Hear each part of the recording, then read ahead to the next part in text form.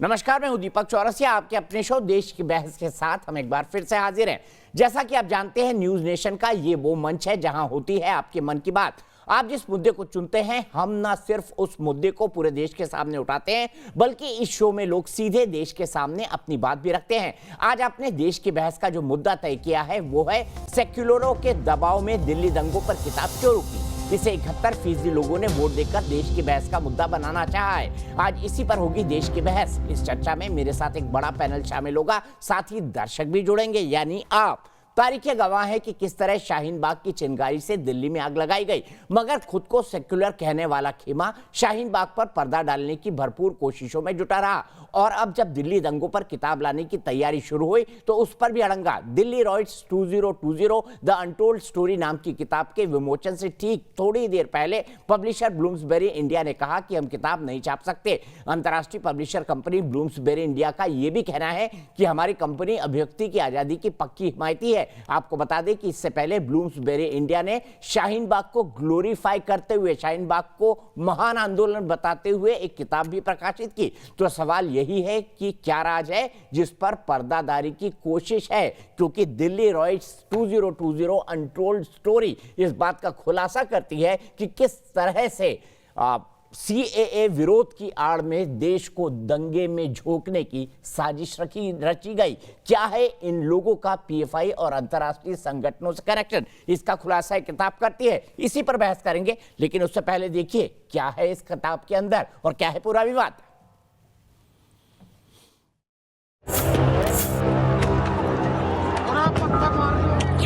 क्या दिल्ली दंगों का सच सामने आने से डरा शाहीन बाग गए? किससे घबराकर किताब छापने से किया ब्लूम्सबेरी इंडिया ने इनकार?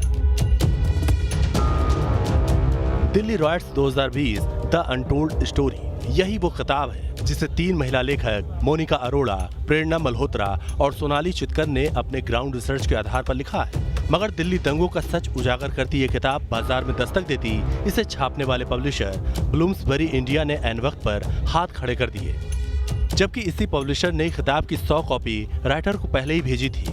22 अगस्त को किताब का वर्चुअल विमोचन रखा गया था। इसमें चीफ गेस्ट के तौर पर बीजेपी नेता कपिल मिश्रा, राज्यसभा सांसद भूपेंद्र यादव शामिल हुए थे। कार्यक्रम शुरू होने से ठीक आधे घंटे पहले ही पब्लिशर ने किताब न छापने की बात कह डाली। उन्होंने एन लॉन्च से आधा घंटा पहले हमसे विड्रॉ कर लिया। उन्होंने कहा ये किताब से हम विड्रॉ करते हैं। मैंने कहा विड्रॉ करते हैं मतलब क्या? आपकी किताब है, आपने कॉन्ट्रैक्ट साइन किया है, आपके लीगल डिपार्टमेंट ने अप्रूव किया है, इसको स्क्रूटनाइज किया, मेरे पास मेल्स हैं, आपने पब्लिश किया है, 100 कॉपीज हमें दी हैं, आप विड्रॉ कैसे कर सकते हो? कहते मैम बहुत प्रेशर है ब्लूम्सबेरी यूके का हमारे ऊपर, पता नहीं ये कौन लोग हैं जिन लोगों ने आगे वो प्रेशराइज कर दिया है। किताब में पीएफआई और एंटी सीए प्रोटेस्ट कनेक्शन पर दावा किया गया है कि दिल्ली दंगे अचानक शुरू नहीं हुए, बल्कि दंगों की प्लानिंग की गई थी। इसमें 15 दिसंबर से पहले दिल्ली के जामिया इलाके में पीएफआई सदस्यों की मूवमेंट और उसके बाद हिंसक गतिविधियों का भी जिक्र है। साथ ही दिल्ली में शाहीन बाग के तर्ज पर जगह जगह प्रदर्शन और वहां हिंसा पर खुलासे का दावा किया गया। तो दिल्ली को जलाने वाले गैंग को हकीकत का आईना भी दिखाया गया है। खास बात यह भी है कि दिल्ली रॉयट्स 2020 से पहले यही पब्लिशर शाहीन बाग पर भी किताब छाप चुका है, जिस पर किसी ने कुछ नहीं कहा।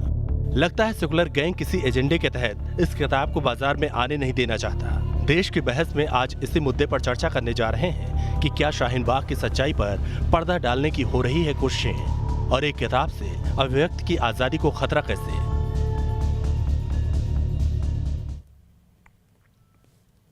तो देश की बहस में हमारा आज का सवाल है, क्या ब्लूम्सबेरी पब्लिकेशन का बहिष्कार होना चाहिए? आप शो के दौरान इस मुद्दे पर अपनी राय न्यूज नेशन की वेबसाइट देखिए, ये हमारा सवाल है, क्या पब्लिकेशन का बहिष्कार होना चाहिए? हम इसलिए कह रहे हैं क्योंकि कई सारे लेखकों ने जो ब्लूम्सबेरी के साथ कॉन्ट्रैक्ट किया था उसको अब कैंसिल कर दिया है। ऐसे भी कई लेखक हमारे साथ जुड़ेंगे इस बहस के अंदर। आप हमारे वेबसाइट पर जा सकते हैं, हमारा मोबाइल ऐप डाउनलोड करना बेहद आसान है, हमारे ट्विटर हैंडल पर जा सकते हैं, फेसबुक पेज पर जा सकते हैं, और साथ ही साथ कार्यक्रम के दौरान अगर आपकी कोई राय है, सवाल है या कोई मत है तो आप प्लीज हमें भेजिए। इसके आधार पर हम शामिल करते हैं आपको इस बहस के दौरान। हमारे साथ दर्शक भी जुड़ेंगे और पहले दर्शक नरेंद्र चौहान गाजियाबाद से हमारे साथ जुड़ चुके हैं, उनके पास भी जाएंगे। लेकिन मैं सबसे पहले पैनल से आपको परिचय करा दूं। सोनाली सोनाली चितलेकर ऑथर है daily right 2020 the untold story की, वो मेरे साथ सीधे जुड़ रही हैं। थोड़ी देर में मेरे साथ संजय दीक्षित जी जुड़ेंगे, जाने माने लेखक हैं और साथ ही साथ उन्होंने रिटायर्ड आईएएस ऑफिसर हैं और उन्होंने भी कहा है कि वो ब्लूम्सबेरी के साथ अब पब्लिकेशन अपनी किताब का नहीं करेंगे। मेरे साथ प्रेम शुक्ला जी जुड़ गए हैं, राष्ट्रीय प्रवक्ता है Bharatiya Janata party ruling party के। विवेक श्रीवास्तव जी है, लेफ्ट के लीडर हैं। साथ ही साथ विभूति नारायण राय हैं। थोड़ी देर बाद मेरे साथ शोएब जमई जुड़ेंगे, जो कि शाहीन बाग मूवमेंट से सीधे सीधे जुड़े हुए थे। लेकिन सबसे पहले नरेंद्र चौहान के पास चलता हूं। नरेंद्र चौहान जी, एक किताब ये भी छपी थी 26/11 आरएसएस की साजिश, बर्नी नाम के, अजीज बर्नी नाम के लेखक ने लिखी एक किताब छपी कि शाहीन बाग कितना महान मूवमेंट था प्रजातंत्र के लिए, जिसके चलते दिल्ली दंगे हुए। तो फिर इस किताब को छपने से क्यों रोक रही है सेक्युलर लॉबी?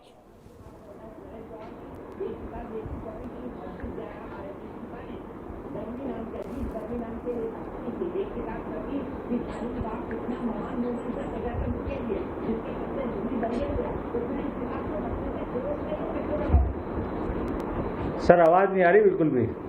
ठीक है संजय सर जी, आवाज नहीं आ रही। नरेंद्र चौहान जी आपको टेस्ट कर लेना था आवाज में। सीधे सोनाली के पास चलता हूं। सोनाली, क्या दबाव लगता है? मुझे ऐसा लग रहा है कि जो ये सेक्युलर गैंग है, इसने जानबूझकर इस किताब को निशाना बनाया है। कैसे आपने इस किताब को छापा और आपको कब आइडिया हुआ कि ब्लूम्सबेरी इसको विड्रॉ करने जा रही है और क्यों? देखिए, आपका पहला प्रश्न था कि कौन लोग हैं, तो ये तो 21 तारीख को ट्विटर पे क्लियर हो गया था कि कौन लोग हैं। सबसे पहले जब हमारा बुक लॉन्च का कार्ड, मैं यहाँ आपके माध्यम से रखना चाहूँगी कि ब्लूम्सबेरी इंडिया को हम लोगों ने इन्फॉर्म किया था बुक लॉन्च के बारे में और कार्ड भी भेजा गया था उनको। बुक लॉन्च के डिटेल्स थे उसमें। हमारे पास उनकी तरफ से कोई ऑब्जेक्शन नहीं आया, लेकिन ट्विटर पे सबसे पहले साकेत गोखले नाम के कांग्रेस के सपोर्टर हैं जिन्होंने इस चीज़ का ये मुद्दा उठाया ब्लूम्सबेरी को टैग करते हुए। उन्होंने कहा कि आप ऐसी किताब कैसे छाप सकते हैं। इसके बाद जिसको कि हम एक लिंच मॉब कहते हैं, वो लिंच मॉब निकल के आया है ट्विटर पे। It included people like Nidhi Razdan, it included a lot of people, बहुत सारा, वो स्वरा भास्कर, बहुत सारे लोग जुड़े, constantly tagging Bloomsbury UK and. तो आप ये मानती हैं कि आप मुझे बोलने दीजिए please. I will exercise by, आप प्लीज इंटरवीन मत करिए, मुझे बोलने दीजिए। After this thing came up on Twitter, आप अपने फंक्शन के चीफ गेस्ट के बारे में भी दो शब्द बोलिए ना ट्विटर पे। आपको जब प्रश्न पूछने का मौका दिया जाएगा, आप प्लीज पूछिए। Let me speak. विवेक भाई खत्म कर लेने दीजिए। आप एंकर नहीं है, आप एंकर को इंटरवीन करने दीजिए जी। मुझे पता है एंकर ही इंटरवीन कर रहे हैं। हाँ दीपक जी, मैं बोलूं? सोनाली जी प्लीज बोलिए। दंगों पे आप किताब लिखती हैं, वो भी तो कंट्रोवर्शियल, और यहाँ नेशनल टीवी पे आप मुझे शिक्षा दे रहे हैं। आप प्लीज मुझे बोलने दीजिए। You will let me speak, you will let me speak. किन मुद्दों पे किताब लिखना है? किताबें तो बहुत मुद्दों पे आई है, मुझे मुद्दे पे बोलने दीजिए। आपकी वो थर्ड रेट किताब में, लिंच मॉब, आपकी थर्ड रेट किताब में किसी का इंटरेस्ट नहीं है। What a lynch mob is. You are representing the lynch mob on national TV. Let me speak. 21st. No, I have to save this nation. I have to save this nation from communal mindsets like you. From communal mindsets like you. You cannot save विवेक जी बोलने दीजिए। सोनाली जी conclude करिए। आप चिंता मत करिए, आप चिंता मत करिए। विवेक भाई अभी आएंगे बैच में। विवेक भाई कंक्लूड करने दीजिए सोनाली। हाँ, 21 अगस्त पूरा लिंच मॉब निकला है, जिस तरह का लिंच मॉब यहाँ निकला है। And then Bloomsbury contacted us telling us कि we stand by you, we are not going to be a part of the launch. Book launch के लिए उन्होंने मना किया। उसके बाद within a few hours they called us telling us कि हम इस बुक को विड्रॉ कर रहे हैं और इट्स आउट ऑन ट्विटर। ये जो लिंच मॉब है ये छुपता भी नहीं है, it is out on Twitter. William Dalrymple है, खालिद हुसैनी है, आतिश तासीर हैं, they are celebrating, they are popping champagne कि हमने एक पब्लिशर को प्रेशराइज किया। ब्लूम्सबेरी यूके से प्रेशर आया है ब्लूम्सबेरी इंडिया पे, and they with you. And I would like to put on record, किताब पब्लिश्ड है, this is Bloomsbury, this is their logo, उसके बाद when we were number 1 on the bestseller list on in the category on political freedom in Amazon, they withdrew. यानी कि they are killing the book. They are not allowing people to read a book in a democracy. ठीक है विवेक श्रीवास्तव जी, मेरा सीधा सवाल है, जब ये छप सकता है, शाहीन बाग एक महान आंदोलन था, हाँ। जब अजीत बर्नी की ये किताब छप सकती है कि 26/11 आरएसएस और भारतीय जनता पार्टी की साजिश थी, तो अनटोल्ड स्टोरी बताने में दिक्कत क्या है? और ये तो वही लिख रहे हैं ना जो पुलिस की इन्वेस्टिगेशन है। आप लोगों के पेट में क्यों दर्द हो रहा है विवेक श्रीवास्तव जी, ये बताइए। नहीं, ऐसा नहीं। अब आप, अरे भाई, हमारे पेट में जब देश में बुरा होता है तो हमारे पेट में दर्द शुरू हो जाता है। ये तो देश को तोड़ने की बात करते हैं, हमें तो देश को जोड़ के रखना है ना, तो दर्द होता है, दर्द होना इसीलिए दंगा करवाया, सबके पेट में होना चाहिए। इसीलिए लेफ्ट लिबरल लोगों ने दंगा करवाया, लिखा हुआ है इन्होंने किताब में कोई कैसे लेफ्ट के माफियाओं ने वहां पर करा है दंगा, लिखा हुआ है किताब में, पढ़ी है मैंने किताब पूरी। कोई कुछ नहीं करवाता दंगे वंगे, कोई। सर आपने किताब पढ़ी है? हुसैन के घर पे गुलेल आप रख के आए थे विवेक श्रीवास्तव जी, या शोएब जमील रख के आए थे? दीजिए दीपक जी डिबेट को एंजॉय करिए, मुझे बोलने दीजिए, डिबेट को एंजॉय करिए थोड़ा। अब आप सुनिए सोनाली जी, पहली चीज मैं इस बात को मानता हूं, लेफ्ट भी इस बात के साथ खड़ा हुआ है कि देश के अंदर फ्रीडम ऑफ एक्सप्रेशन को प्रोटेक्ट करना चाहिए। तो आपकी किताब चाहे मोस्ट थर्ड रेट किताब हो पूरी दुनिया की, वो छप के आए, हमें कोई प्रॉब्लम किसी को नहीं है। लेकिन अब आप कुछ प्रश्नों का उत्तर दीजिए। आपकी जो सो कॉल्ड ट्रोलिंग आप कह रही हैं, क्या आपको नहीं लगता कि आपकी किताब बहुत ज्यादा प्रो बीजेपी है? आप जिस बुक फंक्शन के लॉन्च की बात कर रही हैं, अरे वो प्रो बीजेपी लिखे, प्रो आरएसएस लिखे, किसी को क्या दिक्कत होनी चाहिए?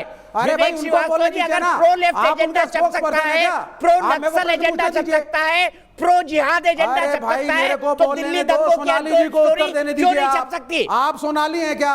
मैं आपसे पूछ रहा हूं, मैं एंकर हूं, दीपक चौरसिया और सवाल पूछने का हक है मुझे, जवाब दीजिए। पूछ रहा हूं भाई, बहुत अच्छी बात है भाई, ये बताइए ये कपिल मिश्रा को चीफ गेस्ट क्यों बनाया? नूपुर शर्मा वहां क्या करने जा रही थी? उनका अधिकार नहीं है, वो अपने कार्यक्रम में किसी को भी चीफ गेस्ट बनाए। अगर ये एक इंटेलेक्चुअल किताब थी, आप सुनिए, अगर ये एक इंटेलेक्चुअल किताब थी तो इसमें न्यूट्रल बुद्धिजीवियों को आप बुलाते। इन्होंने उस हर कंट्रोवर्शियल आदमी को बुलाया है जो दिल्ली दंगों के अंदर कंट्रोवर्शियल था, और इससे हो सकता है आगे कानून कायदा और बिगड़ता। आप क्या चाहते हैं? ताहिर हुसैन को बुलाते, राजधानी स्कूल के मालिक को बुलाते, किसको बुलाते हैं? ताहिर हुसैन को बुलाते हैं कि जमानत दे दीजिए, हमारी किताब का विमोचन करिए, बताइए ना। मैं तो कह रहा हूं ताहिर हुसैन को बुलाते हैं क्या? स्कूल का प्रिंसिपल, राजधानी स्कूल का प्रिंसिपल कपिल मिश्रा से बेहतर था। राजधानी स्कूल का प्रिंसिपल कपिल मिश्रा से बेहतर होता, वही जिसने अपने स्कूल में गुलेल लगा के रखी थी, गोली मारी जा रही थी जिसके स्कूल से। किताब लिखते हैं, सुनिए इनकी थर्ड रेट, आप सुनिए इनकी थर्ड रेट सस्ती किताब जो बिना तथ्यों के लिखी गई, जिसका मकसद सिर्फ बीजेपी की बैटिंग करना है, उसमें भाई साहब किसी का कोई इंटरेस्ट नहीं, वो कोई लिटरेरी मास्टर। अरे जब आप बीजेपी के खिलाफ लिखते हैं तो इनको बीजेपी के समर्थन में लिखने दीजिए ना, आपके पेट में क्यों दर्द हो रहा है? नहीं, क्योंकि यह दंगों का मामला है, यह दंगों का मामला है। अच्छा मुझे बताइए दंगों में कौन कौन एक्यूज्ड है? हर एक को एक दूसरे को करिए, का नाम बता दीजिए, लेकिन किसका नाम कॉन्स्पिरेटर में आया है? कंट्रोवर्शियल ताहिर हुसैन कौन था? लॉ एंड ऑर्डर की समस्या बढ़ती है। सर कपिल मिश्रा कौन था? प्रज्ञा ठाकुर कौन है? गोडसे के प्रेमी कौन है? प्रज्ञा ठाकुर भोपाल से चुनी हुई सांसद है विवेक श्रीवास्तव जी। देश के कॉन्स्टिट्यूशन के खिलाफ कौन है? इनकी किताब बायस्ड है, इनकी किताब एक थर्ड रेट बायस्ड किताब है, बीजेपी की बैटिंग के लिए है, मुसलमानों के ऊपर प्रश्न चिन्ह उठाने के लिए है, और अगर उसको रोका गया तो उसमें इतना कुछ गलत नहीं है। ये फ्रीडम ऑफ एक्सप्रेशन यहाँ नहीं। सोनाली जवाब दीजिए, अब की सुन लीजिएगा सोनाली का जवाब। आपने ताहिर हुसैन को क्यों नहीं बुलाया? क्या क्रेडिबिलिटी? ये कह रहे ताहिर हुसैन को क्यों नहीं बुलाया आपने जमानत दिलवाकर?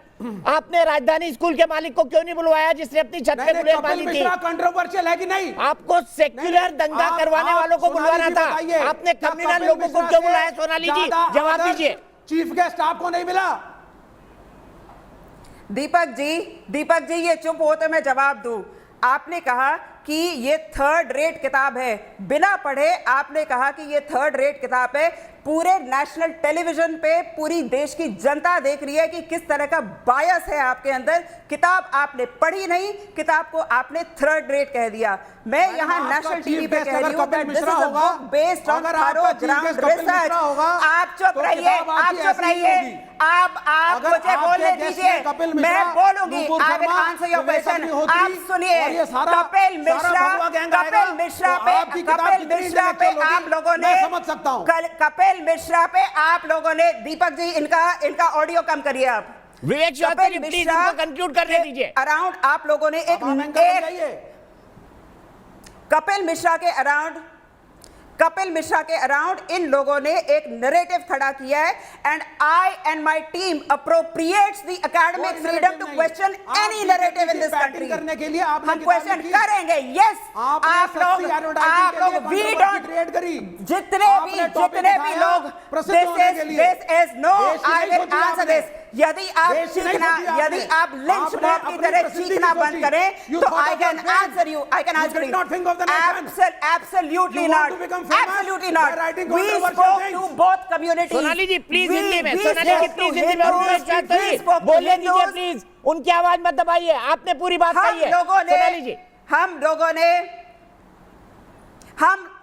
लोगों ने ग्राउंड पे जाके दोनों समुदायों से बात करी है और हमने देखा है किस तरह से इतने सालों से साथ रह रहे ये दोनों समुदाय, अर्बन नक्सल और जिहादी लोगों ने, बैक्ड बाय द लेफ्ट, इन लोगों ने जाके इन कम्युनिटी रिलेशंस को तोड़ा है। और ये हमारी किताब इसलिए नहीं आने देना चाहते क्योंकि हमारी किताब कम्युनिटी रिलेशंस को रिपेयर करने की बात करती है।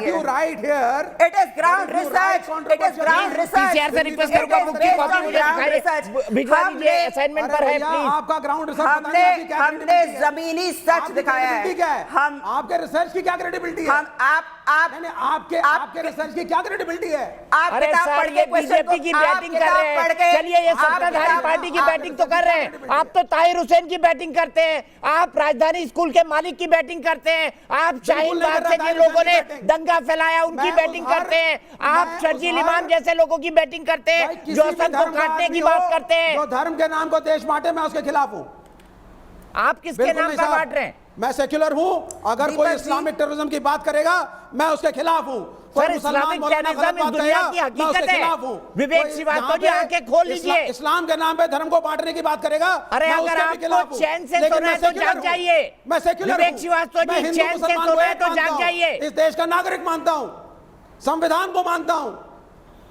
देखिए, मैं आता हूं अभी किताब पे, मैं आता हूं, दे दीजिए किताब दे दीजिए। ये देखिए, ये किताब है विवेक श्रीवास्तव। मैं बाकी पैनलिस्ट पर जा रहा हूं पर आपको किताब दिखा रहा हूं, और ये देखिए रिसर्च आधे पन्नों की है, तमाम एफआईआर की कॉपी है, तमाम चार्जशीट की कॉपी है। आप मुझे गिफ्ट दे दीजिएगा सर, दिखाना क्या है? सर, मैं खरीद के पूरे लेफ्ट के ऑफिस को बांटूंगा, मुझे दिक्कत नहीं है, लेकिन पढ़ने से पहले किसी किताब को थर्ड रेट मत बोलिए। मैं सीधे जाऊंगा शोएब जमाई के पास। वाली क्रेडिबिलिटी भी तो बता दीजिए मुझे।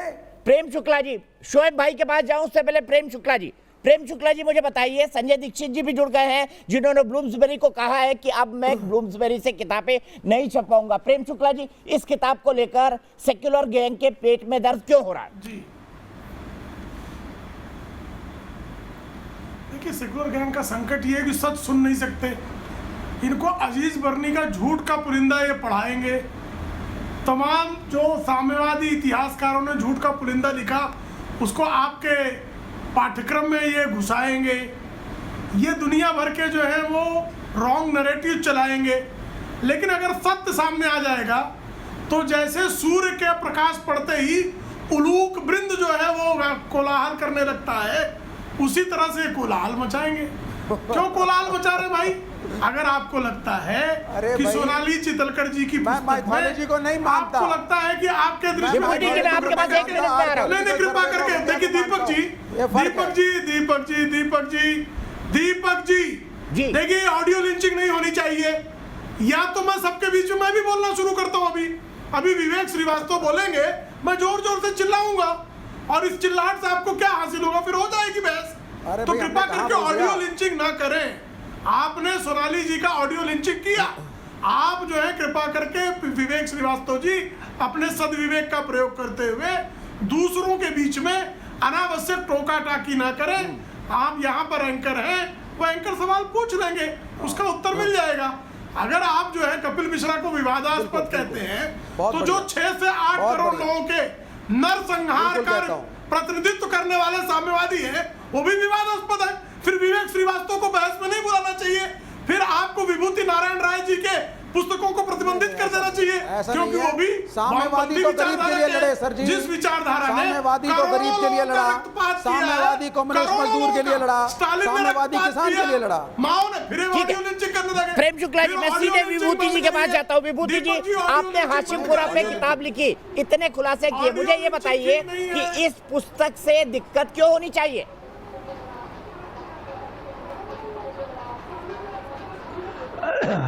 देखिए, इसमें 2 सवाल जुड़े हुए हैं। एक तो मुझे आपत्ति है जो बार बार गाली के अंदाज में सेकुलर ब्रिगेड कहा जा रहा है, या सब एक आपकी अभी महिला अब ये बोल रही थी, वो मॉब लिंचिंग की बात कर रही थी, जो हिंदुत्व का एक अधिकार है, उसमें किसी लेफ्ट वाले का अधिकार नहीं है, वो सिर्फ हिंदुत्व वाले मॉब लिंचिंग करते हैं। इसमें 2 इश्यूज हैं। देखिए, एक तो ये है कि लेखक को किताब जब प्रकाशक ने स्वीकार कर ली थी तो प्रकाशक के पास ये हक नहीं था कि वो बीच में उस किताब को विड्रा कर ले। उस किताब का टेक्स्ट पढ़ करके ही उसने तो स्वीकार किया होगा, नंबर 1। नंबर 2, इतनी खराब रिसर्च, जिसको आप रिसर्च बार बार कह रहे हैं, ये तो किसी पुलिस थाने के हेड कांस्टेबल का काम है जो ये किताब है, जितना मैंने पढ़ा है ये बहुत ही खराब किताब है। लेकिन इसके बाद भी इस किताब को छपने, इस किताब के वितरित होने, इस किताब पे कार्यक्रम होने और इस किताब पे बहस होने के लिए मैं कटिबद्ध हूँ। ये सज्जन जो हंस रहे हैं, ये हिंदुत्व वाले जो एक खास तरह के हिंदुत्व की एक, जिसे आप कह सकते हैं विद्रूप होता है, मैं उस चक्कर में नहीं पड़ूंगा। सर ये लेफ्ट वाले हंस रहे, सर ये लेफ्ट वाले हंस रहे, आपकी विचारधारा वाले हंस रहे। लेकिन ये हमारा भी अधिकार ये कहने का। अच्छा बोला। हाँ, अरे आपने इतना अच्छा बोला, मेरी क्या विचारधारा भाई, मैं तो आप व्यक्ति की स्वतंत्रता का विश्वास करता हूँ। हाँ, तो सबसे बड़ी चीज ये है कि ये खराब बात है कि इस किताब को बीच में रोका गया। लेकिन उससे भी खराब बात है कि एक थाने के हेड कांस्टेबल की लिखी हुई किताब को आप रिसर्च वर्क कह रहे हैं। ये रिसर्च वर्क नहीं है, बहुत ही खराब किस्म का काम। सर, एक लेखक को तो दूसरे लेखक का सम्मान करना चाहिए। बिना पढ़े आप कैसे टिप्पणी कर सकते हैं कि हेड कांस्टेबल का रिसर्च है? भैया नहीं मैं कर रहा हूँ। नहीं, मैं देखिए दीपक जी, इसीलिए तो कह रहा हूँ ना। ठीक है सोनाली जी, सोनाली जी, और ये जो 60 सोनाली जी, वैसे तो आप मिरांडा हाउस में पढ़ाती है, पर विभूति जी का मानना है कि आप हेड कांस्टेबल से ज्यादा कोई रिसर्च आपने किया नहीं है। इसके बाद मैं दीक्षित जी के पास जाऊंगा। मैं ये कहना चाहती हूँ, जो महानुभाव अभी बोल रहे हैं, आप बजाय इस रिसर्च को खराब बताने के प्लीज़ बताइए कि इस रिसर्च में क्या खराब है। हेड कांस्टेबल भी अच्छा रिसर्चर हो सकता है, ठीक है।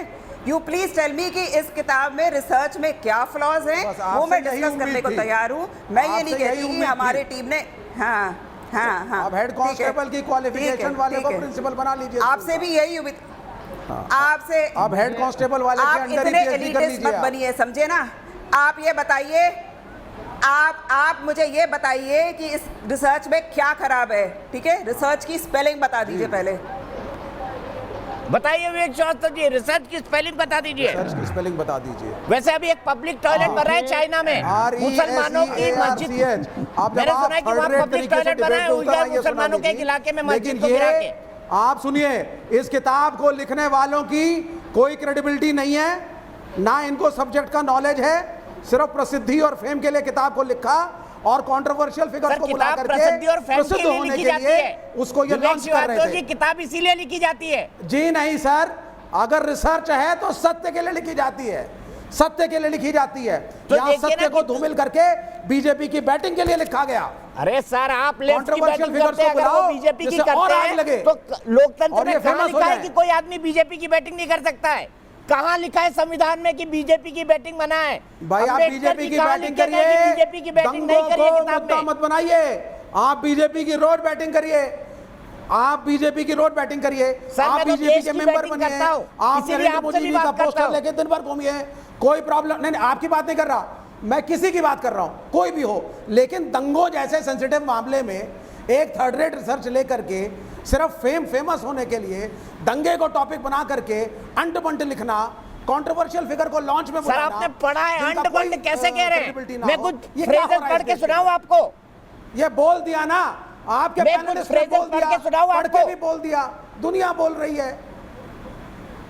हाँ सुनाइए सुनाइए। सुनाता हूं मैं आपको। पहले दीक्षित जी के पास चलता हूं। सोनाली जी एक मिनट। दीक्षित जी, जिस तरह की टिप्पणी किताब के बारे में हो रही है, क्या आप उसको उचित मानते हैं? और जो पब्लिशर ने किया वो क्यों किया? क्योंकि अजीज बर्नी भी किताब लिखते हैं कि 26/11 आरएसएस की साजिश थी। शाहीन बाग का महिमा मंडन करते हुए किताब लिखी जाती है जिसको ब्लूम्सबरी छापता है। फिर इस किताब से दिक्कत क्यों? आपको क्या कारण लगता है दीक्षित जी? फिर शोएब भाई के पास आऊंगा। ऐसा है जी कि ये लेफ्ट की तो पुरानी आदत है कि इनको तो दूसरे की बात सुनने ही नहीं देनी है। ये जब अजीज़ बर्नी की किताब छपती है और उसका क्रिटिसिज्म होता है, अजीज़ बर्नी की किताब भी छपी और छपते टाइम उसको किसी ने कहीं किसी तरह का वो नहीं किया, छपी और उसके बाद लोगों ने पढ़ा, उसको क्रिटिसाइज़ किया, तो इनकी तरफ से जवाब आता है कि साहब ऐसा है कि a book should be countered by a book. लेकिन जब ये इस तरह का ये जो ब्लूम्सबरी ने जो किया है ना, ये भारतीय इतिहास में, इंडिपेंडेंट इंडिया के इतिहास में ये पहली बार हुआ है कि कोई किताब जो है वो बाज़ार में आने से पहले, पढ़े जाने से पहले ही और उसको विड्रॉ कर लिया गया। इसके पहले सिर्फ एक बार हुआ था, अंग्रेज़ों ने किया था, वो भी सावरकर साहब की किताब के साथ में, वो 1907 और 8 की बात है। लेकिन ये जो प्रोपेगेंडा है, ये लेफ्ट को इसको अपना एकाधिकार समझता है और लेफ्ट, अबे चुप, विवेकहीन, अगर बीच में बोला ना तो ऐसे ही सुनाऊंगा कि चुप हो जाएगा तू। बकवास नहीं करनी बीच में मेरे। You don't know how to speak, you are a third rate fellow, you have no content, ना तुम्हारे पास कोई पॉइंट है, ना तुम्हारे पास कोई लॉजिक है। You bloody zero rate fellow. अच्छा व्यक्तिगत कौन है तुम? वो कौन तुम? यू आर विवेकहीन आदमी कहां से आया? इस विवेकहीन आदमी को हटाइए, इस विवेकहीन आदमी को हटाइए। पॉइंट तुम्हारे पास, तुम्हारी तो इंटेलेक्चुअल जैसे तुमने अपने तुम्हारे पास कोई पॉइंट है तो डिबेट में पढ़ के आओ यार। लेफ्ट अरे भाई डिबेट में पढ़ के आया करो यार, डिबेट में पढ़ के आते नहीं हो, यहाँ फ्रस्ट्रेट होते हो। इंटेलेक्चुअलिज्म आ गया। आप डिबेट में पढ़ के नहीं आए, मेरी गलती है। मेरे सामने आप जब डिबेट में पढ़ के नहीं आते हैं, it is not my fault. अरे जो मैं बोल रहा हूँ सुन। अरे यार तुम यही सब बोलो, तुम्हें और कुछ आता नहीं है। एक के ऊपर एक बात सुन लेते हैं, मैं आपके पास आऊंगा। You have no logic, you have no point. विवेकहीन मूर्ख, अरे नराधम, नरपिशाच। अरे भाई महाराज कोई पॉइंट है या इसीलिए आए हो? कुछ लॉजिक है, कोई तथ्य है, कोई पॉइंट है, कुछ पढ़ के आए हो? अरे चुप कर, तो सामने नहीं है, तो मैं बता देता कि लेफ्ट जो है इसी में लगे रहो। तमाचा पड़ता है तो उसका यही हाल होता है।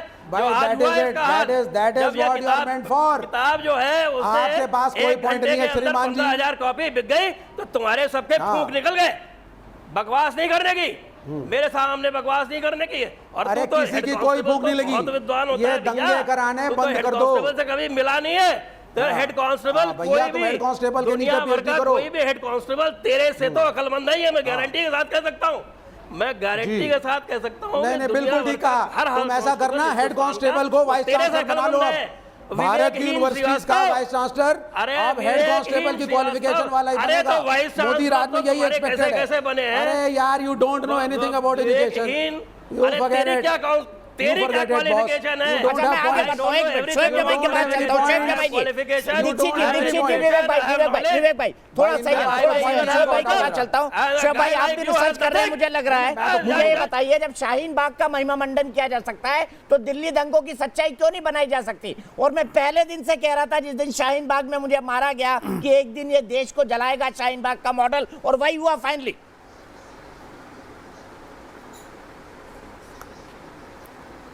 नहीं, मैं पहली बात तो सबसे पहले सोनाली जी को बधाई देता हूं कि उनकी किताब बाज़ार में आने से पहले ही हिट हो गई और इतना कंट्रोवर्सी हुआ कि उसका उनको बहुत ज़्यादा फ़ायदा मिलेगा। मैं समझता हूँ कि ब्लूम्सबेरी ने नहीं छापा है तो कोई ना कोई दूसरी पब्लिकेशन ज़रूर छाप देगी, तो उसमें क्या बुराई है।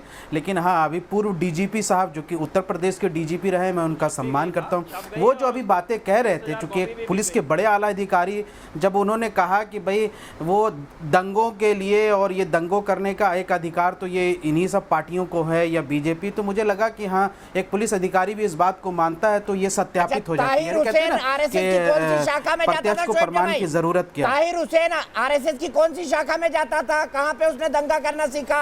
आरएसएस और हिंदुत्व की किस शाखा में ताहिर हुसैन जाता था, बता दीजिए मुझे। देखिए, एक तो इसमें बहुत सिमिलैरिटी है कि ताहिर हुसैन और कपिल मिश्रा बहुत अच्छे दोस्त थे, और कपिल मिश्रा और ताहिर हुसैन दोनों ही एक ही पार्टी में थे, एक दूसरे को मिठाई खिलाते थे। मैंने तो तस्वीरें भी देखी। आरएसएस ने 26/11 करवाया। नहीं, बिल्कुल आपकी थ्योरी सुनकर मैं तो कई तस्वीरों में कपिल मिश्रा और ताहिर हुसैन एक दूसरे को मिठाई खिला रहे,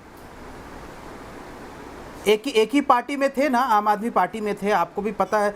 तो कई बार जो वहाँ पे जगराता होता है रात में, तो उसमें मैंने देखा है कि ताहिर हुसैन की वीडियो है कपिल मिश्रा के साथ, वो दोनों जगराता में रात में चीफ गेस्ट बन करके गए हैं। तो दोनों की दोस्ती है शुरुआत से। अब मुझे पता नहीं कि दोनों किस शाखा से आए थे, ये तो हम आप ही बता सकते हैं। लेकिन एक बात मैं कहना चाहता हूँ कि देखिए, वाली में जाते थे कि इंद्रप्रस्थ वाली में जाते थे, क्योंकि दंगा तो एक ही ऑर्गेनाइजेशन कराता है, आरएसएस कराती है। विभूति जी तो बोल चुके हैं कि हिंदुत्व वालों के हाथ में लिंचिंग है। नहीं, तो खुलासा ये भी कर दीजिए, जब आपको पता है कि कपिल मेंबर मिश्रा आप है ना, और ताहिर हुसैन दोस्त हैं, अच्छा तो पता ये भी होगा। खुलासा कर दीजिए दोनों किस शाखा में जाते थे। जब आप ये खुलासा कर चुके हैं तो ये भी खुलासा कर दीजिए कि ताहिर हुसैन किस शाखा में जाते थे आरएसएस की। मुझे लगता है कि इस पैनल में सबसे ज्यादा अगर आरएसएस का कोई प्रोमिनेंट मेंबर है तो दीपक चौरसिया है। उनसे ज्यादा अच्छा कौन बता सकता है? मैं तो आप पे बहुत भरोसा करता हूँ, आप जो बोलिएगा मैं मान लूंगा। सवाल का जवाब आरोप नहीं होता है शोएब जमाई, सवाल का जवाब दीजिए। मुझे बता दीजिए ताहिर हुसैन किस शाखा में जाते थे कपिल मिश्रा को जवाब दे रहा हूं। देखिए, बता दीजिए ना। मैं सुनिए ना, ऐसा है कि किताब पे चर्चा हो रही है, मुझे लगता है कि हमें इसी पर कंसंट्रेट करना चाहिए। मैं सोनाली जी के किताब पर आता हूँ। मैं कहता हूँ कि सोनाली, क्योंकि इसलिए मैं किताब पे चर्चा करना चाहता हूँ क्योंकि एक किताब शाहीन नहीं, किताब देखिए, किताब पर अगर आप चर्चा करना चाहते हैं तो मैं उपस्थित हूँ, वरना मैं भी क्यों टाइम खोटी करूँ आपका। मैं कहता हूँ कि किताब पे चर्चा करते हैं। देखिए, सोनाली जी ने किताब लिखी, बहुत अच्छी बात है। एक किताब शाहीन बाग के ऊपर छपी, जिसको उजमा ने यहाँ से उसमें नैरेट किया है, और एक किताब मैं भी लिख रहा हूँ, Shaheen Bagh the untold story. वो मुझे भी लगता है कि मैंने जो यहाँ से दिल्ली दंगों के बाद जो उन तमाम लोगों से शिव विहार, खजूरी खास, चांद बाग और औलिया मस्जिद और तमाम जगह पे जाके देखा है, जैसे 435 घर तो हम देखे खुद अपनी आंखों से जिसको जलाया गया, जो मुसलमानों के थे ज़्यादातर। औलिया मस्जिद और शाहिदा मस्जिद और उमर मस्जिद को जो जला के ब्लास्ट करके उसमें शराब पी गई, कुरान जला करके वो सारा, वो भी मैंने देखा, वो भी मैंने इस किताब में लिखा है। मुझे लगता है वो भी छपने में कोई दिक्कत नहीं आनी चाहिए। और कपिल मिश्रा ने जो बयान दिया है उसके 2 घंटे के बाद चांद बाग में दंगे शुरू हो गए। 1000 कॉपी खरीद भी लूंगा। ठीक, तो मुझे लगता है कि सोनाली जी ने इस पर बहुत न्याय किया होगा, और वो भी सोनाली जी ने भी शिव विहार के नाले के पास जो औलिया मस्जिद है और शिव विहार नाले के सामने जो 23 तारीख को जो भीड़ आई थी बागपत लोनी से, और जिन्होंने सबसे पहले जिम है वहाँ पे कोने में, सोनाली जी हो सकता गई होंगी, वहाँ पे सबसे पहले सिलेंडर से ब्लास्ट हुआ। उसके बाद 9:30 बजे तक शिव विहार के सारे मुसलमान आकर के ईदगाह में शरण ले लिया, और 2 दिन तक उनको मौका मिला, दंगाइयों ने बड़ी आसानी से घर जलाए। वो पूरा अनटोल्ड स्टोरी है मेरे पास। मैं तो खुद उन इलाकों में हफ्ते भर जा करके पूरा काम किया, और मैंने सबकी आंखों में आंसू देखे हैं। ये लिखा है, क्या बोलते हैं, कोई बात नहीं, अच्छा वो तो फिल्मी कहानी आपकी बहुत अच्छी फिल्मी कहानी है। नहीं, मैं सोनाली जी के फेवर में हूँ। आपका फिक्शन मैं सोनाली जी के फेवर में हूँ। ये बता दीजिए, अभिव्यक्ति गुलेल ताहिर हुसैन के घर में किसने बांधी थी? राजधानी स्कूल में किसने बांधी थी? कपिल मिश्रा बांध के आए थे, अनुराग तोमर बांध के आए थे, प्रवेश वर्मा बांध के आए थे।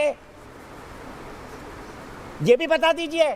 जब आपने इतना रिसर्च किया तो इसका भी जवाब दे दीजिए। अभी आप कह रहे थे ना कि मुझे सिर्फ इतना जवाब दे दीजिए कि ताहिर हुसैन कपिल मिश्रा के साथ कौन सी शाखा में जाते थे और इनके छत पर गुलेल किसने बांधी? इतना खुलासा कर रहे हैं आप बड़े बड़े कि कुरान जला दी, मस्जिद जला दिया, नाले में ये कर दिया। अंकित शर्मा को भी नाले में ही फेंका था, आपको पता नहीं है शायद? आप कहानी सुनाएंगे, मैं तो उनके घर गया था इंसाफ के लिए। नहीं पूछे, पता है। और बिल्कुल आमिर हुसैन और हाशिम हुसैन दोनों जो भाई थे, जिसको एक व्हाट्सएप ग्रुप कट्टर हिंदू नाम से बनाया गया, 125 लोग उसमें ज्वाइन किए और उन्होंने प्लान किया था कि कैसे सबको मारना है, कैसे रेप करना। उसका तो दिल्ली पुलिस ने जिक्र किया एफआईआर में दर्ज है। सोनाली जी को पता है, उन्होंने हेंस कॉर्पोरेबल से रिसर्च किया। पास जा रहा हूं, फिर आपको बताता हूं कि अनटोल्ड स्टोरी में ये भी कहानी है कि दंगा पहले कहां शुरू हुआ, वो भी दिखाता हूं। दंगा कहां से शुरू हुआ मैं बताता हूं, सबूत के साथ। रुक जाइए, अरे मैं बता रहा हूं ना, रुक जाइए, देखिए विजुअल सबूत के साथ दिखाऊंगा आपको। दिल्ली सरकार की रिपोर्ट है। जाइए, मेरे दर्शक जुड़े हुए हैं, वीडियो सबूत के साथ दिखा रहा हूं। जयपुर से जुड़ी हुई है। एकता जी बताइए क्या कहेंगे इस पुस्तक के बारे में? और आपको लगता नहीं है कि अभी ये हो रहा है कि एक सज्जन ने कहा कि लिंचिंग का अधिकार हिंदुत्व वालों के पास है, दंगा सिर्फ आरएसएस करवाती है। मैं किसी का पक्ष नहीं ले रहा, पर मुझे बताइए कि अगर शाहीन बाग का महिमामंडन हो सकता है, 26/11 पे किताब छप सकती है कि बीजेपी और आरएसएस ने कराया, हाफिज सईद उसकी तारीफ कर सकते हैं, तो ये किताब क्यों नहीं छप सकती? बताइए। देखिए, सबसे पहले तो मैं इनसे पूछना चाहूंगी कि ये कौन सी अभिव्यक्ति की आजादी का ढिंडोरा पीटते हैं?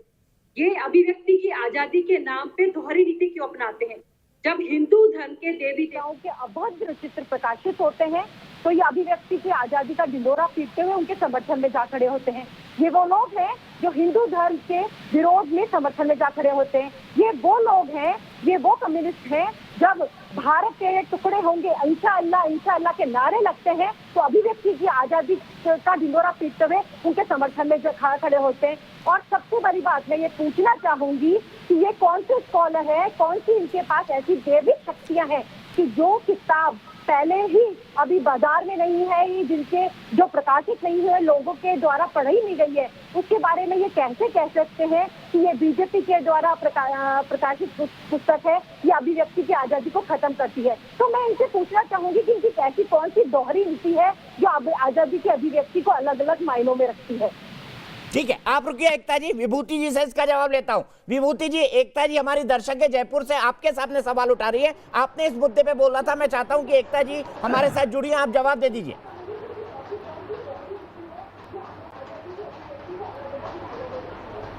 देखिए, जब मैंने कहा कि ये मॉब लिंचिंग हिंदुत्व का एक अधिकार है, तो मैं अपने भारतीय अनुभवों से कह रहा था। पिछले 3, 4, 5 सालों में जितनी भी मॉब लिंचिंग हुई है, सब में आप पाएंगे कम से कम 90% में पाएंगे कि हिंदुत्व के लोग जुड़े हुए थे। वो मुसलमान पालघर में 2 साधुओं की मॉब लिंचिंग हुई, उसमें भी हिंदुत्व वाले थे। पकड़ के मार सकते हैं, किसी दलित को मार सकते हैं। हाँ, जी, उसमें कोई धार्मिक कारण नहीं है, लेकिन जिन मॉब लिंचिंग की मैं बात कर रहा हूँ उसमें धार्मिक कारण थे। एक चीज आप मुझे सुन लीजिए, आपने किताब लिखी है और आपका पूरा अधिकार है, अगर कोई कम्युनिस्ट, सोशलिस्ट, कांग्रेसी, भाजपाई कोई उसका विरोध करता है तो मैं विरोध करूंगा, आपका पूरा अधिकार है, वो छपनी चाहिए और आनी चाहिए। लेकिन ये फिर हमारा भी अधिकार है ये कहने का कि आपकी रिसर्च 2 कौड़ी की है, घटिया है, इस रिसर्च का इसकी कोई क्रेडिबिलिटी नहीं है। आपने पुलिस के, जो मैंने हेड कांस्टेबल शब्द इस्तेमाल किया था, आपने पुलिस के FIR और केस डायरी से पूरी किताब भर दी है। तो आप पहली बात तो ये है कि आप पहले से ही आंख में चश्मा चढ़ा के गए थे और आपको डिफेंड करना था। एक खास तरह के एजेंडा के तहत आपने किताब लिखी है, वो लिखिए आप, इसमें किसी को कोई वो नहीं है। और ये अजीज बर्नी वगैरह किताबों के जिनका आप जिक्र कर रहे हैं, वो तो आपसे भी खराब किताबें, वो तो 2 कौड़ी क्या, वो 1 कौड़ी की भी नहीं है। उनसे मत तुलना करिए, उनका भी हम विरोध करेंगे, लेकिन हम लिख के विरोध करेंगे। आपकी किताब जब आएगी तो उसका लिख के विरोध करेंगे। किसी को अधिकार नहीं है, ब्लूम्सबेरी या कोई पब्लिशर हो, उसको अधिकार नहीं है कि एक बार स्वीकार करने के बाद वो रोक दे। अब ये क्यों ऐसा हुआ है, ये दुर्भाग्यपूर्ण है। अभी तक तो हिंदुत्व वाले करते रहे, मैं तो खुद उसका भुक्तभोगी हूँ। पेंगुइन जैसा पब्लिशर, वो मेरी किताब अंग्रेजी में छापने के बाद, उसके बाद सरकार बदल गई, उसने हिंदी में छापने से इनकार कर दिया और वो हाशिमपुरा 22 मई फिर राजकमल से जाके छपी, पेंगुइन ने नहीं छापा। मैं उसका भुक्तभोगी हूँ। लेकिन मैं ये मानता हूँ कि किसी भी प्रकाशक को किसी पुस्तक को छापने से या उस पर सेंसर करने का उसको अधिकार नहीं है। वो एक कमर्शियल ऑर्गेनाइजेशन है, वो आपकी स्क्रिप्ट पढ़ ले, आपका मैन्युस्क्रिप्ट पढ़ करके वो तय कर ले छापना है, फिर उसे छापना चाहिए। अगर ये, हालांकि सोनाली जी कुछ कहना चाहती है। है विभूति जी, फिर मैं बताता हूँ दंगे कहां से शुरू हुए थे शोएब जमाई के अटेंशन के लिए। सोनाली जी एक क्विक कमेंट। मैं बस 10 सेकंड में ये कहना चाहती हूँ, ये जो जितने लोग इस पैनल पे बैठ के कह रहे हैं कि रिसर्च खराब है, रिसर्च खराब है, this is called add hominem. जब हम तर्क करते हैं ना, तब हम व्यक्ति पे तर्क नहीं करते, हम मुद्दों पे तर्क करते हैं। क्या खराब है? Add hominem. प्लीज सीख लीजिए इस शब्द को, ये रिसर्च मेथड्स की फर्स्ट क्लास में पढ़ाया जाता है। तो आप ये बताइए कि क्या खराब है, ये मत बोलिए कि राइटर्स की शक्ल खराब है, राइटर्स बीजेपी से हैं या राइटर्स को रिसर्च करना नहीं आता। Thank you Deepak ji. ठीक है, वैसे हाशिमपुरा की किताब मैंने विभूति जी पढ़ी है, उसमें भी आपने चश्मा लगा के किताब लिखी है, लेकिन मैं दिल्ली दंगों पर आता हूं और बताता हूं कि दिल्ली दंगों की शुरुआत कहां से हुई थी। जब रतनलाल को शहीद किया गया, पिक्चर्स के साथ आइए प्लीज, पिक्चर्स के साथ आइए और मैं पढ़ के सुनाता हूं। यहां पर 20 से 30 हजार की मॉब यहां पे थी। 89 page the finale riots in north Delhi, किताब को कोट कर रहा हूं मैं। 20 से 30 हजार की क्राउड थी और उसने एकाएक वायलेंस करना शुरू करा। डीसीपी अमित शर्मा और एसीपी अनुज कुमार उनको समझाने के लिए गए, उनके साथ कांस्टेबल रतनलाल थे। वीडियो फुटेज चलाइए, उस वक्त का वीडियो फुटेज है हमारे पास, वो चलाइए। उसके बाद क्या होता है, बुरखे से हथियार निकलते हैं, एक महिला अमित शर्मा को पुश करती है, उसके हेलमेट को तोड़ दिया जाता है। ये क्या चला रहे हैं आप? उसके हेलमेट को तोड़ दिया जाता है। इसके बाद वो बुरी तरह से लूलुआन हो जाते हैं। पेज नंबर 90 पे लिखा हुआ है, ये पेज नंबर 90 पे लिखा हुआ है ये। और उसके बाद रतनलाल को गोली लगती है, उनको शहीद कर दिया जाता है। ये दिल्ली दंगों की शुरुआत थी। प्रेम शुक्ला जी, सबको पता है ये फुटेज के बारे में, सबको पता है ये क्या है जी। लेकिन फिर भी ये किसको छुपा रहे हैं, किसको दबा रहे हैं जी। क्या शोएब जमाई नहीं जानते कि अमित शर्मा और रतनलाल की शहीदी के साथ ही वायलेंस की शुरुआत हुई थी? देखिए, रतनलाल की मॉब लिंचिंग होगी तो विभूति नारायण का चश्मा बदल जाएगा, उसको सजा मिलेगी। अंकित शर्मा की मॉब लिंचिंग होगी तो विभूति नारायण राय का जो चश्मा है वो एकदम से बंद हो जाएगा, उसमें दिखाई नहीं देगा। देखिए विवेक जी, कहिए कृपा करके बीच में ना बोले, ये अच्छा नहीं लगता है। कई बार कहने के बावजूद जो है ये बीच में बार बार टोका टाकी करते हैं, और ये का सुनियोजित कार्यक्रम है कि ताकि जो है कोई व्यक्ति अगर फ्लो का जो है टूट जाए। तो विवेक जी अगर मेरे बीच में गलती से भी बोले तो आप जब बोलना शुरू करेंगे तो मैं इतना बोलूंगा कि आपकी आवाज नहीं जाएगी। कृपा करके मेरे बीच में ना बोले। अच्छा ठीक है, आप बोल लेना, अभी तो बोलिए। दूसरी बात, चलिए मैं सुन रहा हूं। दूसरी बात, आप विभूति नारायण राय जी ने कहा कि हेड कांस्टेबल का भी रिसर्च नहीं है। साहब, रिसर्च तो हेड कांस्टेबल ही करने जाता है। बैठकर आईपीएस जो है ना, वो दफ्तर में सिर्फ उसके रिसर्च पर सिग्नेचर करता है। रिस्क लेने रतनलाल ही जाता है और अमित शर्मा के प्राणों की रक्षा के लिए रतनलाल ही बलिदान होता है। तो कृपा करके आप कांस्टेबलरी का अपमान ना करें, एक बात। दूसरी बात, अगर आप किसी की एजुकेशनल क्वालिफिकेशन, हालांकि यहाँ पर लेखिका अत्यंत एजुकेशनली क्वालिफाइड है, लेकिन आप जो है फिर तो कबीर को चूंकि वो जुलाहे थे तो उनको पढ़ेंगे ही नहीं। सूरदास क्योंकि निरक्षर थे, उनको मानेंगे ही नहीं आप। तो साहब कृपा करके जो है आप अपना चश्मा उतारिए, जो सत्य है सत्य को स्वीकारिए। दिल्ली के दंगे शाहीन बाग ने भड़काए, चांद बाग में शुरू हुए, ताहिर हुसैन ने किए, और उसकी प्रक्रिया में कुछ हुआ होगा, उस पर भी कार्रवाई होगी। यहाँ पर निष्पक्षता से कार्रवाई की बात है, लेकिन जब निष्पक्षता की बात आएगी तो आप जानते हैं कि साम्यवादी को फिर बीच में आ गए आप, फिर बीच में आ गए आप, तो फिर बीच में आ गए आप। अरे नहीं, फिर क्या आ गया? आप बोलते चले जाओगे अंट पंट, कोई नहीं टोकेगा आपको। आप जज हैं, आपने कैसे निर्णय लिया कि भैया दंगा किसने करवाया?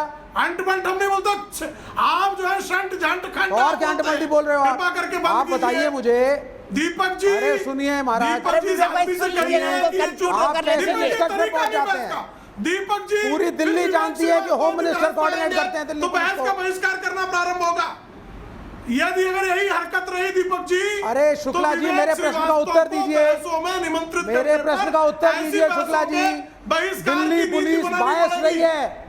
मैं दीपक जी के प्रश्नों का उत्तर दे रहा हूं, आपसे प्रश्न पूछ रहा हूं, दीपक जी के प्रश्नों का उत्तर दे रहा हूं। काला आपका बात का उत्तर दूंगा, पहले मेरा बड़ी खुशी की बात है, पूरी मेरे होने प्रश्न का भी दीजिए। उत्तर दे आप बीच दीजिए। में क्यों टपक जाते हैं दिल्ली भाई? पुलिस बायस अरे है। भाई दीपक जी एंकरिंग कर रहे हैं ना, क्यों दूं मैं आपके प्रश्न का अरे भाई उत्तर? कोई नहीं टोक रहा। मैं जो है कोई खड़ा हो अच्छा, जाएगा अब चाव सुन चाव लीजिए। काव काव पहले करेगा। शांत हो जाइए। तो मैं उसका, अरे आप टोक रहे हैं, आप मना कर रहे हैं, बात कहने के बाद अरे भाई, आपने शांत कहा हो कि मैं जाइए। नहीं टोकूंगा, फिर टोके। आप तो थूक कर चाटते हैं, ये थूक कर चाटिए मत जनाब। अरे हमने नहीं हम टोका। शांत ही जब हैं। आपने नहीं शांत आप होते, जब जजमेंट आपको देने लगे, कब मैंने शांत आपको कर दिया? तब टोका है। अगर हम लोकतांत्रिक नहीं होते, आप ऐसा नहीं है, जब आप जजमेंट देने लगे दंगों के बारे में। अच्छा, मेरे पास वो फुटेज आ गई है जब रतनलाल जी को शहीद किया गया। मैं चाहता हूँ प्रेम शुक्ला जी और शोएब जमाई को फ्रेम में दिखाया जाए और फुल फ्रेम इसको चलाई जाए, फुल फ्रेम चलाई जाए ये फुटेज जब रतनलाल को शहीद किया गया, डीसीपी को मरणासन्न स्थिति में छोड़ दिया गया। ये लोकतांत्रिक आंदोलन था। बाबा साहब की किताब को हाथ में लेकर बुरके के अंदर से हथियार निकाले गए, रॉड निकाले गए, पेट्रोल बम निकाले गए, डीसीपी के हेलमेट को तोड़ा गया, रतनलाल को गोली मारी गई। फुटेज चलाइए प्लीज, फुटेज चलाइए। शोएब जमाई दिख रही है, दिखने वाली है फुटेज अभी 1 सेकंड के अंदर। ये देखिए, ये भीड़ है। फुल फ्रेम दिखाइए और शोएब जमाई को दिखाइए प्लीज। इस पे तो कई बहस हम लोगों ने कर ली। नहीं, मैं बता रहा हूँ आपको, यही लिखा है किताब के अंदर। ये देखिए पेज नंबर 89, 90, 91, 92। मैंने कहा बता रहा हूँ आपको कैसे मारा गया, ये कैसे उठा के लेके जाया जा रहा है। घायल साथियों को 3 जगह से घेर के मारा गया। ये तो सर्विस लेन में पुलिस की टीम छपी। बताइए, ये आपका प्रजातांत्रिक आंदोलन था। इस पर डिबेट होती रही और ये तो सबके ये सामने शाहीन बाग की दादियां थी, नानियां थी, जिन्होंने हिंसा करी। ये है कि आपका प्रजातांत्रिक आंदोलन था। जवाब दीजिए ना इसका। अनटोल्ड स्टोरी ये होता है जो मेन स्ट्रीम मीडिया ने नहीं दिखाया, उसको सामने लेकर के मेरे भाई, इस और फुटेज का जवाब दे दीजिए। शाहीन बाग ये सब कुछ रिकॉर्ड पर है, इस फुटेज का जवाब दे दीजिए। शोएब जमाई कुछ मत करिए, कुछ मत करिए। आपको जो लिखना हो लिखिए, मैं आपकी किताब छपाऊंगा, लेकिन ये 1000 कॉपी खरीदूंगा भी। पर रतनलाल को क्यों शहीद किया गया, इन दादियों और नानियों ने घेर के उनको क्यों मारा, यही लिखा हुआ है अनटोल्ड स्टोरी में। जवाब दीजिए इसका। किताबों की लॉजिक पर बात कीजिए, लॉजिक पर बात कीजिए। किताब का नाम है अनटोल्ड स्टोरी और यही किताब कह रही है। अनटोल्ड स्टोरी उसको होता है जो आपने नहीं बताई होगी। अनटोल्ड स्टोरी उसको कहते हैं जो मेन स्ट्रीम मीडिया ने नहीं बताई, लोगों को नहीं पता था, आप किताब के माध्यम से पता लगेगी। ये बात तो पहले से लोगों को पता है। जो शिव विहार की बात कर रहा हूँ और ये मस्जिद की बात कर रहा हूँ, वो अनटोल्ड स्टोरी है, वो लोगों को नहीं पता है। आपने मेन स्ट्रीम मीडिया पे नहीं बताया। शहीद कर दिया। Thank you very much Shoaib जमाई, आपने माना कि दादियों और नानियों ने बुरके से हथियार निकाल के शुरू से बता रहे थे, शहीद कर दिया। तस्वीरें दिख रही हैं, चलिए मान लिया आपने। ये तो कोर्ट स्थापित करेगा ना। नहीं, ये कोर्ट स्थापित करेगा। कोर्ट के फैसले के बगैर तो हम कुछ नहीं कह सकते ना कि कोर्ट इस पर जांच करके बताएगा। पकड़े गए हैं, क्या जवाब देंगे इसका? ये देखिए कैसे घेर के मारा जा रहा है। सबसे पहले मैं बता देता हूं, मुझे अगर आप 1 मिनट का वक्त देंगे, मेरी अभिव्यक्ति की आज़ादी का अगर आप सम्मान करेंगे दीपक जी, मैं आपका सम्मान करता हूं, तो मुझे 1 मिनट दीजिए, मैं सारी बातें कह देता हूं। 2-3 पॉइंट हैं।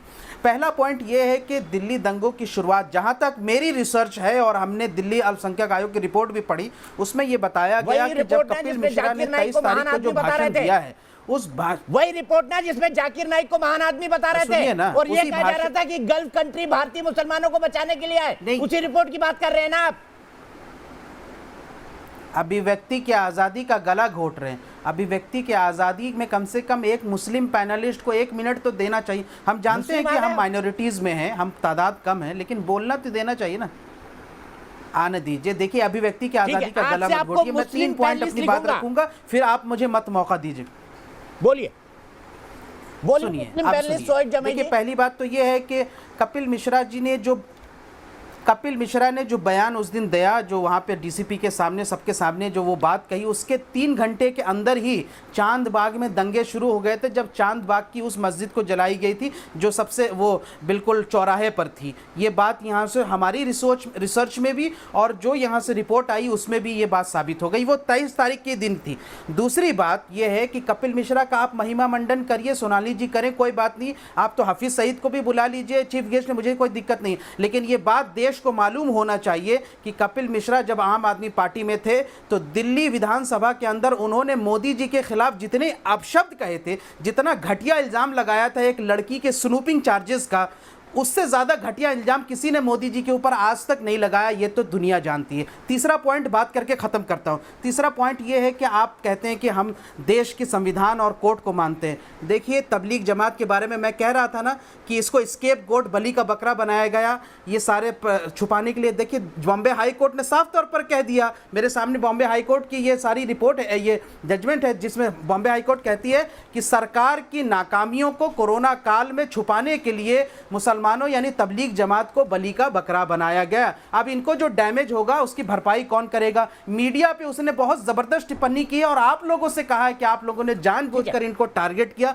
प्रोपेगेंडा के तहत निशाना बनाया और झूठी खबरों के बुनियाद पर परेशान किया। अब मैं आपसे विनम्र गुजारिश करता हूं कि दीपक जी, कम से कम आज तो माफी मांग लीजिए तबलीग जमात से। आज तो कह दीजिए कि जी हाँ, हमसे गलती हो गई, हमने तबलीग जमात पर गलत रिपोर्टिंग की। ये बॉम्बे हाई कोर्ट के फैसले के बाद कम से कम इन जजों का सम्मान कर लीजिएगा। शोएब जमाई गलत हो सकता है, मैं गंदा हूं, हो सकता है मैं गलत हूं, लेकिन ये जो जज हैं बॉम्बे हाई कोर्ट के, इनका जरूर सम्मान कीजिएगा। और देश आपसे अपेक्षा करता है कि आप तबलीग जमात से माफी जरूर मांगेंगे। तालिबानी जमात थी जिसने पूरे देश के अंदर कोरोना भेज दिया, वो तबलीगी नहीं तालिबानी जमात थी। और शोएब जमाई, दूसरी बात मैं आपको बता दूं, प्रत्यक्ष को प्रमाण की जरूरत नहीं होती। निर्लजता में पीएचडी कर रखी है क्या आपने? 23 को मस्जिद जला दी गई, सब चीजें रिकॉर्ड पर है और सब चीजें टेलीविजन कैमरे के अंदर कैद है। निर्लजता में पीएचडी कर रखी है क्या आपने? नहीं, मैं पूछ रहा हूँ, निर्लजता में पीएचडी कर रखी है आपने या निर्लजता की पराकाष्ठा है? बॉम्बे हाई कोर्ट के फैसले को भी नहीं मानेंगे आप? रिपोर्टिंग करने जाए मार के भगा दो, आपसे ही सीख के आए हो। निर्लजता में अगर आपने पीएचडी कर रखी है तो बताइए। जैसे को तैसा जवाब देना चाहिए। पत्रकारिता के नाम पर कलंक हैं आप लोग। चलिए, बहुत बहुत शुक्रिया। के नाम पर कलंक हैं और ये सब कलंक। फिर बात करेंगे ब्रेक के बाद। तो एक पुस्तक daily riots 2020 the untold story, किसने दिल्ली के दंगे भड़काए।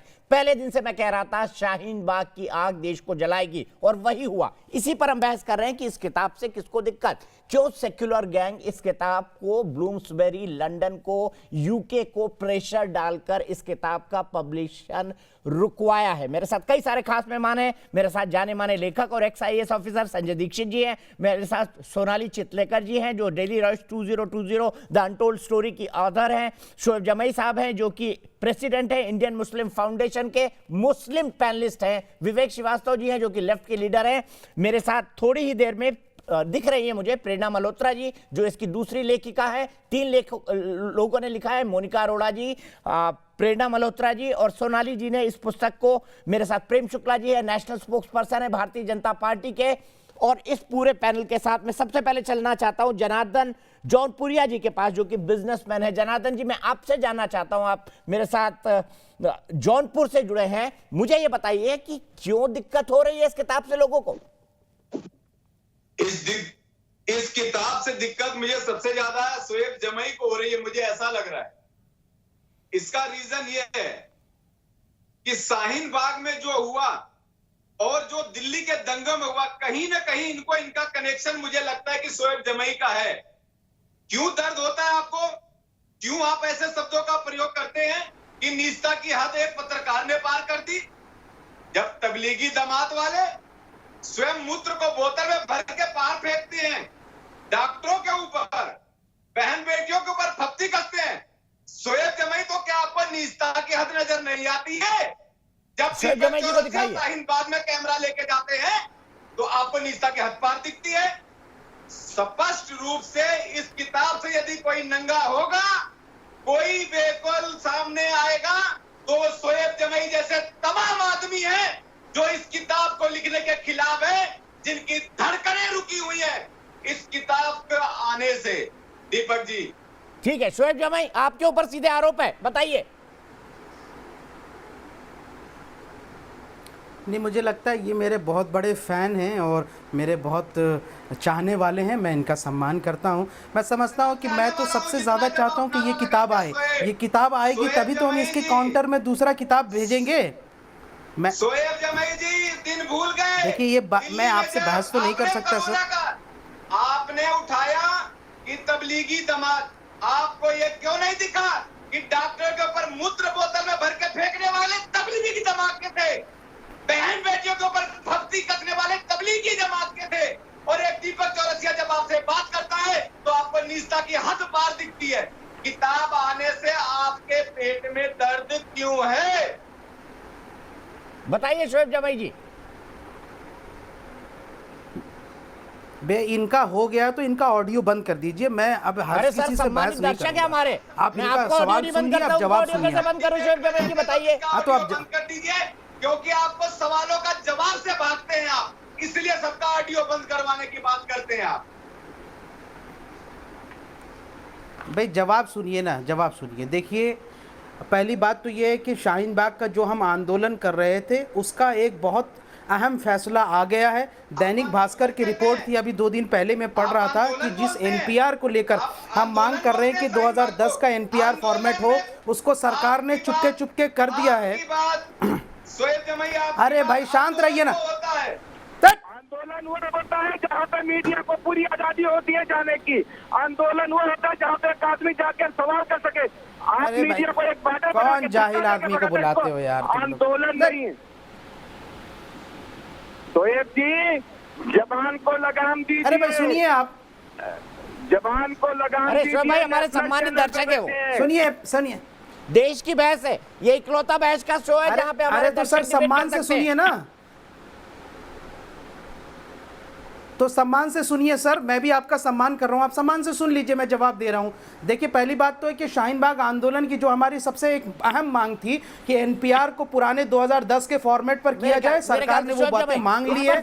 और अब बिहार और बंगाल के जो चुनाव है उसके मद्देनजर ही सही, लेकिन 2010 का हो गया। रही बात यहाँ से तबलीग जमात का, संजय दीक्षित जी के पास आगे चलते हैं। संजय दीक्षित जी, यहाँ पर जो सबसे बड़ा सवाल है, मेरे साथ मेरे ख्याल से मेरे साथ प्रेरणा मल्होत्रा जी का फैसला आ गया। संजय दीक्षित जी, अब लोग कह रहे हैं कि हम इसके काउंटर में किताब लिखेंगे। क्या लिखेंगे, कैसे लिखेंगे? क्योंकि ये पहला दंगा है जो टेलीविजन फुटेज में एक एक इंसिडेंट को दिखा रहा है और साबित कर रहा है।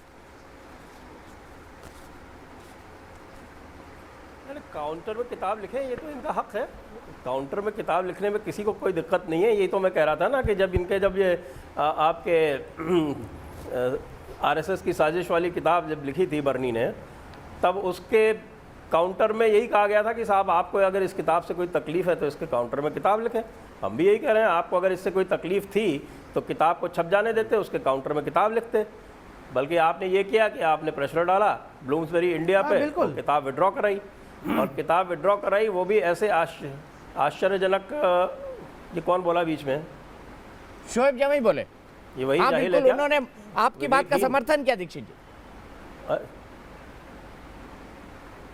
अच्छा, उन्होंने आपके समर्थन किया। अच्छा, मैंने कहा नहीं, विवेकहीन तो नहीं बोला बीच में। तो वो किताब छपे, कोई भी किताब छपे, शोएब जमाई की किताब छपे, जाहिल बैठे हैं शोएब जमाई की किताब को हम काउंटर करें, लग तो ऐसा ही रहा है। वैसे विवेक भाई, आज आप लाल टी शर्ट पहने हैं, पूरा लाल सलाम निकाल रहे हैं अपनी थे। हाँ, नहीं अब क्या करें साहब, लाल सलाम होगा तभी देश बचेगा। दूसरी किताब ये भगवा वाले तो देश को तोड़ देंगे, सुन के राजी नहीं है। सर, लाल सलाम दुनिया से खत्म हो गया। लड़ाई झगड़े की बात करते हैं विवेक भाई, लाल सलाम दुनिया से खत्म हो गया। लाल सलाम हमेशा रहेगा, लाल सलाम तो हमेशा रहेगा, आप देखिएगा, बिल्कुल रहेगा साहब। और ये मैं यही आपको बताने की कोशिश कर रहा हूँ कि ये जो किताब इन्होंने लिखी है, ये प्रेरणा जी, प्रेरणा जी, मैं आपसे जानना चाहता हूँ, किताब के आलोचक कह रहे थर्ड रेट किताब है, रिसर्च की अकल नहीं है, इस आलोचना को आप कैसे लेती है प्रेरणा जी? अरे तुम्हारे जैसे बहुत आए बहुत गए मिस्टर दीक्षित। ये बीच में बोले नहीं, मैं प्रश्न नहीं सुन पा रही हूँ, आप कृपया बीच में मत बोले। तूने मेरा देखा नहीं। दीपक जी, इनको जरा चुप कराइए। मैं आप बोलिए, मैं बोलिए, सिर्फ आपकी आवाज आ रही है। जी, आप प्रश्न एक बार दोहराएं, फिर मैं ये कह रहा हूँ, लोग कह रहे हैं थर्ड रेट किताब है, हेड कांस्टेबल टाइप रिसर्च है, जानबूझकर बीजेपी का एजेंडा फॉलो करने के लिए की जा रही है, कपिल मिश्रा को बचाने की साजिश है। क्या वाकई किताब को लिखने का ये मकसद है? एक बात बताइए, मैं सिर्फ सीधी सी बात, सिंपल सी बात पूछना चाहती हूँ इन लोगों ने, किसी ने किताब हाथ में ली है, उसका एक भी पन्ना पलट के देखा है, कोई शब्द पढ़ा है, और उस किताब को घटिया बता रहे? किसके हाथ में आई जो उसकी कंटेंट पे टीका टिप्पणी कर रहे हैं? पूरा कंटेंट 4 महीने तक कई लेवल की स्क्रूटनी से गुजरा है। पब्लिशर ने पूरा उसको इंश्योर किया, एडिटर्स के पास गया, बार बार हमारे पास कमेंट्स के लिए आया, हमने रिवर्ट किया, फिर उसके बाद उन्होंने अपनी लीगल टीम के पास भेजा, फिर बार बार हमारे पास आता था। एक एक अक्षर, एक एक शब्द, उस पे हमारी चर्चा हुई और इस तरह से किताब फाइनल हुई। जो उसका कवर था उस पे हमारे कितने सप्ताह लग गए। एक एक पिक्चर को देखा गया कि कॉपीराइट इशू ना हो, और पूरा जब करके किताब छप गई, जब अप्रूव होके हमारे पास आई कि ये अब हमारा फाइनल वर्जन है, उसको ब्लूमसबरी ने छाप दिया। उसकी 100 कॉपियां हम ऑथर्स के घर में भिजवा दी उन्होंने। ये कॉपियां मेरे पास रखी हैं, ये देखिए आप, ये रखी हैं कॉपियां, ये देखिए, ये हैं कॉपियां। तो आप ये सब देखिए, ये कॉपियां हमारे हाथ में रखी है। और जो हमने प्रोग्राम रखा था 22 तारीख को इसके लॉन्च का, उसकी पूरी सूचना, न केवल सूचना बल्कि उसका पोस्टर, जो प्रोग्राम होना था उसका कैसे फ्लो जाना है, कपिल मिश्रा कितने मिनट बोलेंगे, ये सारा कुछ हमने ब्लूमसबरी को भेजा था। तब तो उन्होंने कोई ऑब्जेक्शन नहीं किया। नहीं, कपिल मिश्रा से ज्यादा बेहतर आदमी आपको नहीं मिला। अरे सर, वो अपने प्रोग्राम में किसी को बुलाए? ब्लूमसबरी ने जो किताब छापी है, कपिल मिश्रा से ज्यादा सेक्युलर आदमी, ज्यादा एक्सेप्टेबल आदमी आपकी शांति वार्ता जो आपने लिखी है, जो भारत देश को जोड़ने वाला महाग्रंथ आपने लिखा है, उसके लिए कपिल मिश्रा के अलावा और अन्य आपको कोई नहीं। जैसे घटिया आदमी को बुलाया जा सकता है तो कपिल मिश्रा तो तुमसे बहुत बेहतर है जी। आप मेरी बात तो सुनिए, आप मेरी बात सुनेंगे? नहीं, I don't need your certificate. बोलिए। आप सिर्फ इतनी सी बात बता दीजिए, मैं सुन रहा हूँ। सिर्फ इतनी सी बात बता दीजिए। अरे कपिल मिश्रा पर सर्टिफिकेट देगा कौन? है क्या जी? कोई FIR हुई है उन पर? मैं ये जानना चाहती हूँ। हमने जाकर पूरी तरह से रिसर्च की है, और रिसर्च करने के दौरान हमने सारी वीडियोस को ध्यान से सुना है। आप धैर्यपूर्ण सुन लीजिए। अब आप धैर्यपूर्ण प्लीज सुनिए। प्रेरणा जी, कपिल मिश्रा दिल्ली दंगों के बाद कम से कम शांति का प्रतीक तो नहीं है क्या? वो शांति का प्रतीक तो नहीं है क्या? प्रेरणा जी आप बताइए मुझे, क्या कपिल मिश्रा को आप शांति का प्रतीक मानेंगी? कब से बना दिया क्या वो एक यूनिवर्सली एक्सेप्टेबल आदमी था? पेमेंट देती है क्या? क्या वो एक यूनिवर्सली एक्सेप्टेबल आदमी था इन दंगों के बाद? आप बोलिए। प्रेम शुक्ला जी, आपका एक क्लोजिंग कमेंट चाहता हूँ। प्रोपेगेंडा क्या सिर्फ लेफ्ट, लिबरल और सेक्युलर का अधिकार होगा? ये आपसे जानना चाहता हूँ। एक क्लोजिंग कमेंट 30 सेकंड का। नहीं, वामपंथी आज तक तो यही समझते आए थे कि प्रोपेगेंडा करना उनका अधिकार होगा, झूठ फैलाना उनका अधिकार होगा, और सत्य को रोकना उनका अधिकार होगा। लेकिन अब काल बदल गया है। ब्लूमसबरी जो है खुद किस तरह से उसकी दुर्गति होने की तैयारी है, तमाम लेखक उससे कैसे विड्रॉ कर रहे हैं, और कालांतर में पाठक भाग खड़े होंगे। और ब्लूमसबरी जैसे प्रकाशनों को कालांतर में इन जो वामपंथी, दामपंथी और रक्तपंथी जो जमात है, उस जमात से स्वयं को मुक्त करना होगा। जिस तरह दिल्ली के दंगों को जिस तरह के लोगों ने किया, ये सब ओपन सीक्रेट है। ताहिर हुसैन की भूमिका सबके सामने है, लेकिन जिसकी भूमिका, जिसने ताहिर हुसैन को एक्सपोज किया, जिसने दंगाइयों को एक्सपोज किया, जिसने राष्ट्रद्रोहियों को एक्सपोज किया, उसके विरुद्ध खड़े हो जाना, उसको सांप्रदायिक कहना। आज इन लेखकत्रय ने राष्ट्रद्रोहियों को एक्सपोज करने का सत्कर्म किया। अब इनका अभिनंदन किए जाने की बजाय अब जिन लोगों को पता है कि सत्य का सामना होते ही उनके जो असत्य का, उनका जो उन्होंने असत्य का जो पूरी तरह से प्रचार प्रसार कर रखा है, शोएब जमई जैसे अति सांप्रदायिक, विकृत सांप्रदायिक लोग जो नैरेटिव चलाना चाहते हैं, उस नैरेटिव को ध्वस्त करने का सत्य सबके समक्ष रखा जा रहा है। ठीक है प्रेम शुक्ला जी, क्या प्रोपेगेंडा और क्या सच दिल्ली दंगे कैमरे पर हुए हैं? हर चीज का सबूत सामने है, हर चीज कैमरे पर दिखाई दे रही है। उसके बाद भी ये नया नैरेटिव क्यों चलाया जा रहा है कि दंगे एक ग्रुप विशेष ने कराए। दिल्ली में जो कुछ हुआ वो सबके सामने है, फैसला आपके हाथों में है, फैसला आप करिए, फैसला हमारे दर्शक करें। एक शार्प ब्रेक। 89% लोग कह रहे हैं कि ब्लूम्सबेरी का बहिष्कार होना चाहिए।